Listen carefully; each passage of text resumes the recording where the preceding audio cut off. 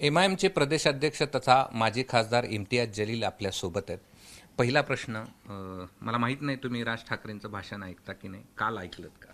पहिला उत्तर मला कृष्णा, ईदच्या हार्दिक हार्दिक शुभेच्छा सगळं देशवासियांना. मी रमजानमुळे काही टी व्ही बघता आलं नाही, पण जे मी ऐकलेलं आहे त्या अनुषंगाने काय तुम्हाला प्रश्न विचारायचा आहे ते विचारू शकता. पण मी नक्की ऐकणार, कारण काय आहे की ते भाषण चांगलं करतं. बरं. त्यांनी असं म्हटलंय की औरंगजेबाची कबर जी आहे ती राहू द्या आणि त्याला इथंच गाडलेलं आहे, हे सहल घेऊन जाऊन विद्यार्थ्यांना दाखवा, ती उखडून काढू नका. मला असं वाटतं की सर्वप्रथम तर मला याचं उत्तर हे सुझाव मी दिलं असतं तर बहुतेक आतापर्यंत मला देशद्रोही ठरवण्यात आले असते. आणि माझ्या घराच्या समोर बहुतेक ते नारेबाजी करून, घोषणाबाजी करून, माझे पुतळे जाळून की बघा मी हे करत आहे. ही खरी गोष्ट आहे. त्यांनी जे सुझाव दिलेला आहे, आपला इतिहास वाईट होऊ शकतं, पण ते इतिहास आहे, म्हणजे इतिहास आपण पुसू शकणार नाही. आणि जे काही दुर्दैवी घटना, जे काही अत्याचार झालं असेल ते 400 वर्षापूर्वी झालेला आहे. आता आपल्याला लोकांना, येणाऱ्या पिढीला आपल्याला हे सांगायचं असेल की बघा असं हे झालं होतं.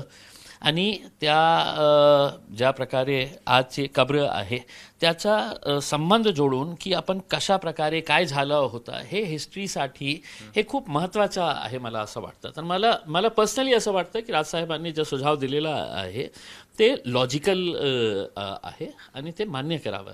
याचं स्वागत करता तुम्ही? स्वागत करण्याचं हे नाही आहे की माझ्या मनातही हे बघा, याचं उत्तर मी हे देऊ शकतो की महाराष्ट्राच्या विधानसभेचं अधिवेशन सुरू झालं, इतके सारे गंभीर प्रश्न होते त्याच्यामध्ये, पण मुद्दा काय गाजला होता सर, दररोज काय मुद्दा होता तर ते औरंगजेब रहमतुल्लाह अलैहच्या बाबतीत होता. आता 400-300 वर्षापूर्वी जे झालेलं आहे त्याच्या बाबतीत काय कब्र उकडून तुम्हाला काय मिळणार आहे हे मला माहीत नाही. पण राजसाहेबांनी जे दिलेले आहे ते, आणि दुसरा म्हणजे हे सगळे लोक जे आज औरंगजेबाचं नाव घेऊन हे सगळं करत होते, बोलत होते, विधानसभेमध्ये सुद्धा मोठे मोठे नेते ज्या प्रकारे आरडाओरडा करून, ज्या प्रकारे खूप प्रक्षोभक भाषण देत होते, त्यांना छत्रपती शिवाजी महाराज माहीत आहे का? एक प्रश्न मी विचारतो.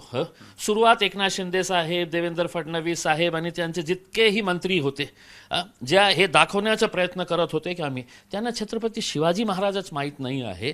कारण ज्या छत्रपती शिवाजी महाराजांनी अफजल खानच्या मृत्यूनंतर त्या एरियामध्ये त्यांना पूर्ण सन्मानपूर्वक त्यांनी त्यांची कब्र तयार केली होती. आणि काय होते त्यांचे वाक्य, आपली आईसोबत जे संभाषण, की एकदा माणूस मेल्यानंतर सर्व वैर संपतं.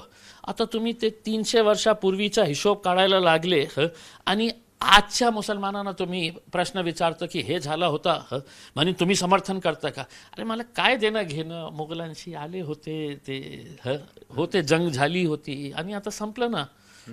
नाही, पण साधारणपणे तुमचीच बाजू तर राज ठाकरेंनी लावून तुमच्याच ह्यांनी बोललेत, ते म्हणजे तुमच्या ज्या भूमिका आहेत त्याच भूमिकेने. नाही, आम्ही तसं कधीही बोललो नाही. मी काय म्हटलं की मी तुमच्याही शोमध्ये गेलो होतो, मी काय म्हटलं की तुम्ही हिस्टोरियन्सला बोला, जे इतिहासकार लोक आहे, जे आर्किओलॉजिस्ट आहे, ज्यांनी PhD रिसर्च केलेले आहे या सब्जेक्टवर, त्याच्यावर त्यांना बोलवून त्यांना निर्णय घेऊ द्या. पण काय हे बिनडोकाचे 4 लोकांना स्टुडिओमध्ये बसवून असं स्टेटमेंट इश्यू करतो, मग दुसरा एक वेगळा स्टेटमेंट इश्यू करतो, त्याचं काय? इम्तियाज जलीलच्या बोलण्यावर सरकार काही मान्य करत असेल तर नक्की देवेंद्र फडणवीस साहेबांनी मला विचारा की आप जो बोलेंगे हम वो हिसाब से करेंगे करके. कोणी ऐकणार नाही, त्यांना जे करायचं आहे ते करणारच आहे. आता राजसाहेबांनी सुझाव दिले, याचा अर्थ हे नाही आहे की सरकारमध्ये बसलेले जे लोक आहे ते मान्य करतील का नाही, कारण त्यांना तो एक राजनीतीचा एक मोठा मुद्दा मिळालेला आहे. बरं. बीड ब्लास्ट बद्दल तुम्ही माहिती घेतली आहे का? तुमची काय मागणी आहे या सगळ्याबद्दल? नाही, सर्व म्हणजे खेदजनक हे आहे आणि आश्चर्यजनक पण हे आहे की ज्या माणसाने हे कृत्य घडवून आणलं ते करण्याच्या अगोदर त्यांनी तो एक इंस्टाग्रामवर रील तयार केली होती.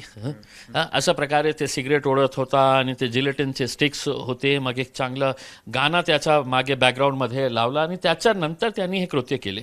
मी काल ट्विट केलं होतं बीड SP नवनीत कनवटच्या आणि आमचे IG जे आहे मिश्रा साहेब त्यांना धन्यवाद देऊन की तुम्ही तुरंत तिथे धावून गेले, त्याच्यावर कारवाई केली, त्याचं सगळं लोकांना शांत ठेवले आणि त्यांच्यावर जे जे कारवाई करण्याचा माझी अपेक्षा हे होती की त्या माणसावर UAPAच्या कायद्याखाली कलम लावायला पाहिजे होतो. कारण एक्सप्लोसिव्ह ॲक्टमध्ये काही सेक्शन्स आहे की जो ऑटोमॅटिकली लिंक होतं की UAPAचा, पण ते त्यांनी लावले नाही आहे. आणि सर्व चांगली गोष्ट म्हणजे मी काही एक डेलिगेशन तिथे पाठवलं होतं. ते लोकांनी मला इतकं पॉझिटिव्ह त्या गेवराईच्या बाबतीत बोललो की सगळे समाजाचे लोक त्या मस्जिदीच्या समोर होते. माझ्या एक टीमच्या मेंबरांनी सांगितलं की साहेब हिंदू लोकांनी सांगितलं तिथे की हमारे पास कुछ भी नहीं है, मस्जिद का नुकसान हुआ है, हम खुद भर के देंगे. हे संस्कृती आहे. आणि अशा प्रकारचे कृत्य करणारे आहे ना ते सर्व समाजामध्ये आहे. त्यांच्यावर कठोर कारवाई होण्याची आवश्यकता आहे. नाही तर दुसरा काय म्हणेल की बाबा आपले कुछ नहीं होने वाला है, सरकार तो अपनी को मदद ही करने वाली है करके. फडणवीसांकडनं काय अपेक्षा आहेत यामध्ये? काय आहे की देवेंद्र फडणवीस साहेबांना एक हाती सत्ता मिळालेली आहे. कशाला हे धंदे जो सुरू आहे महाराष्ट्रामध्ये ते कशाला करत आहे? मला असं वाटतं की त्याच्या मागे 2 रिझन्स आहे. एक तर 2029मध्ये नरेंद्र मोदी साहेब पंतप्रधान राहणार नाही. त्यांच्या जागी कोण? तर सगळ्यात अगोदर म्हणजे सगळ्यात प्रॉमिनंट जे चेहरा आहे ते देवेंद्र फडणवीस साहेब आहे. मग दुसरेही नेते आहे, योगी आहे, अमित शहा आहे, हेही दावेदार असणार आहे. मग देवेंद्र फडणवीसला एक कट्टर हिंदुत्ववादी चेहरा म्हणून आपण कशा तर बहुतेक हे करत असेल किंवा त्यांच्या सोबत अलायन्समध्ये जे लोक आहे देवेंद्र फडणवीसला आपण बॅड लाईटमध्ये कशा आणता येईल की त्यांची इमेज आपल्याला कशा हे खराब करता येईल, बहुतेक हे इन्स्टिगेट करत असेल. काही शक्य आहे राजनीती.